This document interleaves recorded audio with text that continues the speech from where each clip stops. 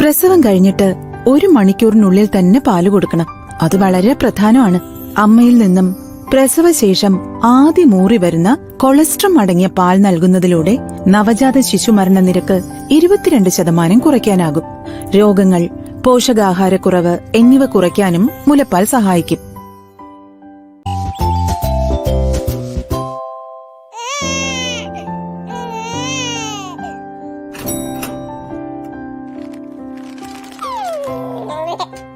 വരുന്നുണ്ട് പുതിയയാൾ കടന്നു വരുന്നുണ്ട്.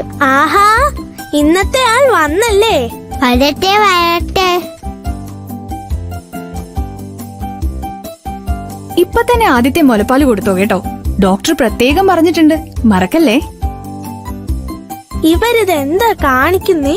എന്തിനാ കുഞ്ഞിനെ ഇങ്ങനെ കിടത്തുന്നേ? എടാ, അമ്മയുടെ വയറ്റിൽ നിന്ന് നമ്മൾ വന്നു കഴിയുമ്പോൾ ഇങ്ങനെ അമ്മയുടെ നെഞ്ചിൽ നമ്മളെ കിടത്തണം. അതെന്തിനാ അങ്ങനെ കിടത്തുന്നേ?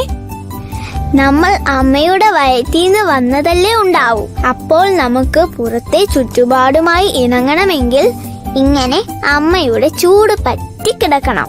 അയ്യോ, എന്നിട്ട് എന്നെ കിടത്തിയില്ലല്ലോ. അതിന്റെ കുഴപ്പമാണ് നിനക്ക് മൊത്തത്തിലൊരു ഉഷാറില്ലല്ലോ. ഇതുകൊണ്ടാ. അയ്യ, അവളുടെ ഒരു ഗമ.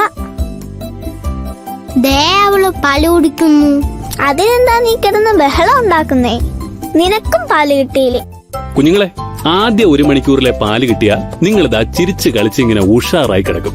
അല്ലെങ്കിൽ ആ പിള്ളേർ കിടന്ന് കരയുന്നത് പോലെ കരഞ്ഞുകൊണ്ടിരിക്കാം. നഴ്സന്മാര് വന്ന് നിങ്ങളുടെ അമ്മമാരോടും ആദ്യ മണിക്കൂറിൽ തന്നെ പാല് കൊടുക്കണമെന്ന് കൃത്യമായി പറഞ്ഞു കൊടുത്തതാണല്ലോ.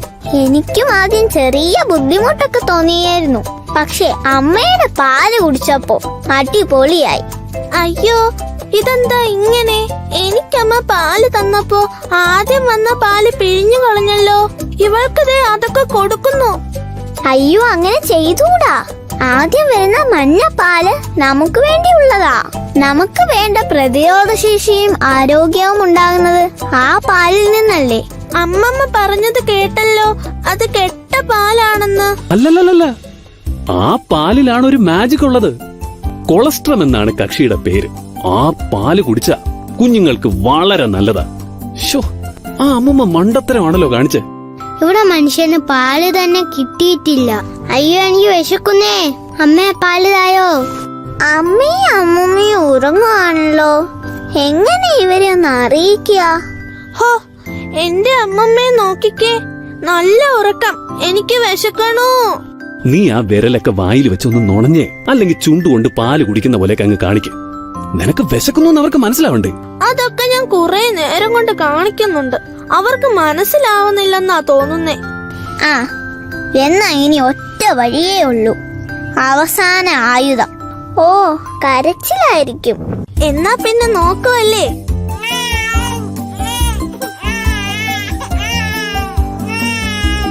എന്താ കുഞ്ഞുങ്ങൾ കരയുന്നേ? മോളെ, നീ പാല് കൊടുത്തായിരുന്നോ?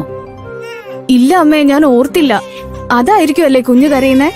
അയ്യോ, ബിന്ദു ടീച്ചർ പറഞ്ഞു വിട്ടതായിരുന്നു.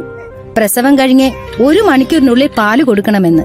സാരമില്ല മോളെ, വേഗം പാല് കൊടുക്ക്.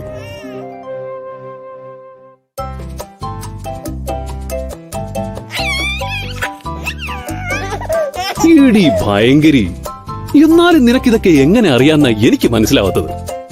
ഇത്രയും കാലം ഇവിടെ തൂങ്ങിക്കിടന്നിട്ടാ എനിക്ക് തന്നെ ഇതൊക്കെ മനസ്സിലായത്.